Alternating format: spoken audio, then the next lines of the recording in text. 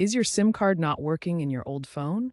Let's break down why this is happening, especially with older devices. First, many carriers have shut down their older 2G and 3G networks to make way for 4G LTE and 5G. This means phones designed for those older networks simply can't connect anymore. Also, physical SIM cards in older phones can suffer from damage to the SIM itself or the phone's SIM slot. Dirt, bent pins, or even corrosion can prevent the connection.